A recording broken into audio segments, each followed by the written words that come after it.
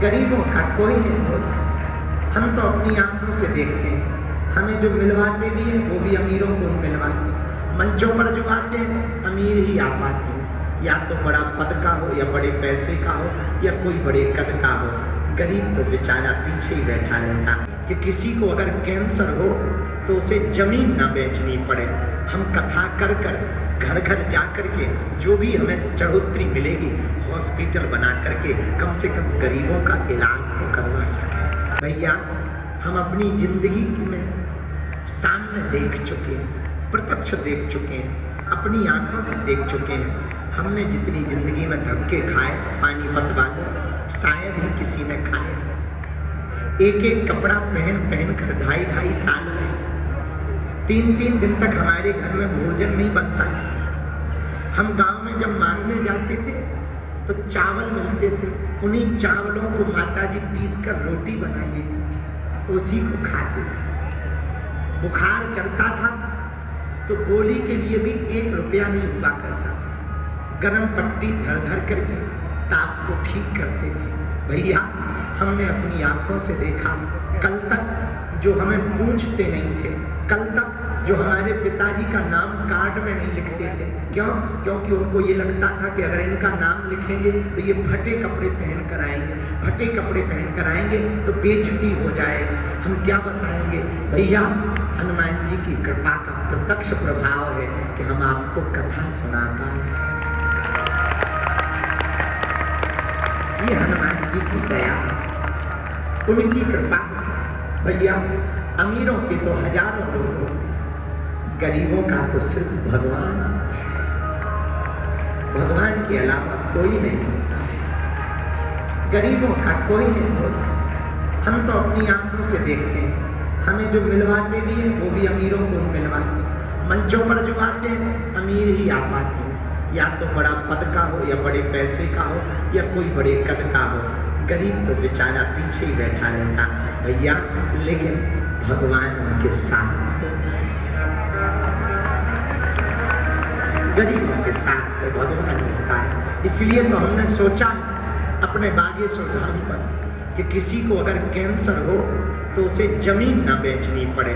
हम कथा कर कर घर घर जा कर के जो भी हमें चढ़ोतरी मिलेगी हॉस्पिटल बना करके कम से कम गरीबों का इलाज तो करवा सके। जब ये बात हमने प्रधानमंत्री जी को बताई, इतने खुश हुए प्रधानमंत्री जी श्री नरेंद्र मोदी जी, इतने खुश हुए। 1 मिनट में बिना देरी किए हुए हमसे पूछने लगे क्या करना चाहते हो महाराज जी। हमने कहा साहब अब तक भारत में अस्पतालों में मंदिर थे, हम मंदिर में अस्पताल बनाना चाहते हैं। इतना सुनते ही तुरंत प्रधानमंत्री जी बोले महाराज जी आप चिंता ना करो, हम भूमि पूजन में आएंगे। और 1 घंटा का कार्यक्रम दिया था। बालाजी के दर्शन करके वो इतने अभिभूत हुए 2 घंटे तक रुके। और मंच पर ही उन्होंने वचन दिया। प्रधानमंत्री जी बोले महाराज हम मंच पर वचन देते हैं, आप हॉस्पिटल बना लो, उद्घाटन भी अपने हाथ से करेंगे। भैया हम सिर्फ ये कहना चाह रहे, हम आपको बताना नहीं चाह रहे, प्रचार के लिए नहीं बताना चाह रहे, हम ये कहना चाह रहे संकल्प अगर सत्य हो ना, उसमें कोई खोट ना हो, भगवान साथ देता है, परमात्मा साथ देता है। इसलिए हमारी प्रार्थना है आज से सदा सदा के लिए आप लोग हनुमान जी से नाता जोड़ लो। हम तो आज घर जा रहे हैं, अगर शरीर रहा तो दोबारा फिर से पानीपत आएंगे। और पानीपत वालों आप हमारे हो, हम दोबारा मिलने का जल्दी तुम्हें मौका मिलेगा। अगर तुम्हें टाइम मिले, बहुत बिजी ना रहो, पर बिजी तो रहोगे, अगर थोड़ा सा भी टाइम मिले एक दिन पद यात्रा में आ जाए। वो हम अपने लिए नहीं कर रहे, हिंदुओं की ताकत रोड पर दिखाई दे ताकि दुश्मनों की जड़ें मिल जाएं। 7 नवंबर से कर रहे हैं। आप लोग अपना ध्यान रखना, प्रेम पूर्वक रहना, हिंदू एकता बनाए रखना। और हाँ, कोई साथ ना दे तो घबराना नहीं। हम जब तक जिंदा हैं बालाजी के चरण पकड़ लें। तो चढ़ोतरी दान बेटियों में आती है, गरीब बेटियों का विवाह करवाया जाता है। तुम्हारे यहाँ भी कोई ऐसी बेटी हो जिनके माँ बाप ना हो, बहुत अर्थव्यवस्था दयनीय हो, आप लोग उसका फार्म दिसंबर जनवरी के महीने में धाम पे जमा करवा देना। उस बेटी का पूरा खर्चा हम अपनी कथाओं से उठाएंगे। और एक और आज्ञा है, कहो तो दें। सब लोग हॉस्पिटल में अपनी अपनी एक एक ईंट जरूर लगवाएं। पूछो क्यों?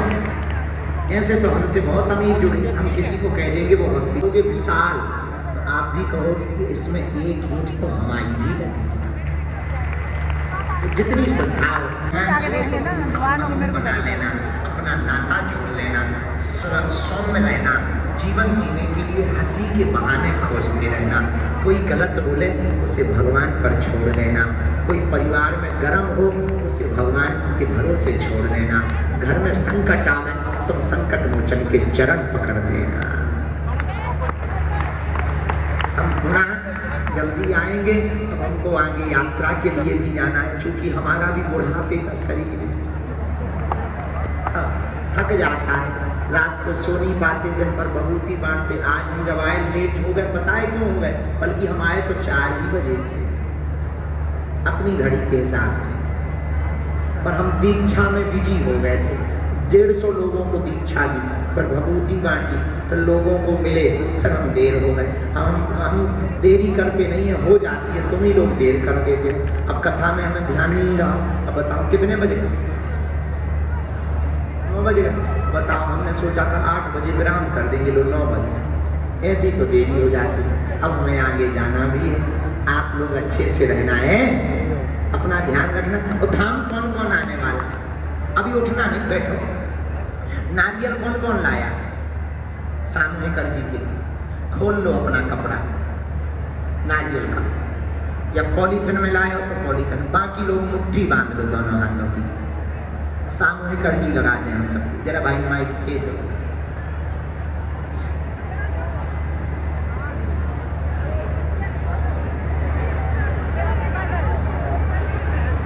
वाह बहुत बढ़िया, बहुत अच्छा। Operation Sindhu, very nice. हाँ, मुट्ठी बांध ली। नारियल को पहले खोलो, कपड़ा को अपने सामने बिछा लो या बगल में जांघ पे बिछा लो, और नारियल को सिर में लगा लो। प्रणाम कर लो अपने कुल देवताओं को, माता पिता को। जिनके पास नारियल है वो सिर में लगावे, जिन पे नारियल नहीं है वो दोनों हाथों की मुट्ठी बांधे। सिर पे लगाए हुए नारियल और मुट्ठी बांधे हुए लोग अब हमारे साथ सामूहिक अर्जी लगाएंगे। पहले सुन लो, ये वाला नारियल यहाँ नहीं बांधना है, ये नारियल अपने पूजा रूम में, पूजा कक्ष में बांध करके रख देना है। इससे अर्जी लग जाएगी। स्वप्न में 2 दिन तक बंदर दिखाई देंगे। महीने में 1 बार शनिवार या मंगलवार की पेशी शुरू कर देना। जिस कामना की अर्जी लगाओगे, जाओ 2-5 कथा सुनने का या पेशी करने का नियम ले लेना, जाओ तुम्हारी अर्जी पूर्ण हो जाएगी। तो जो भी अर्जी ला, फिर जब बाद में बागेश्वर धाम आना, यही नारियल लेता ना। अब मुट्ठी बांध लो, कहो हे बागेश्वर धाम प्रभु, हे बालाजी महाराज, हे सन्यासी बाबा, हे कलयुग के राजा, आपकी जय हो, आपकी जय हो। हमारी अर्जी सुनो, हम पर कृपा करो। हे बागेश्वर बालाजी, हे सन्यासी बाबा, आजीवन पर्यंत आपके चरणों से, आपके धाम से, आपके दरबार से हम जुड़े रहे हैं, आते रहे हैं, वचन देते हैं, परंतु हमारी अर्जी स्वीकार करो, हम पर अपनी कृपा करो। आपकी जय हो, आपकी जय हो, आपकी जय हो।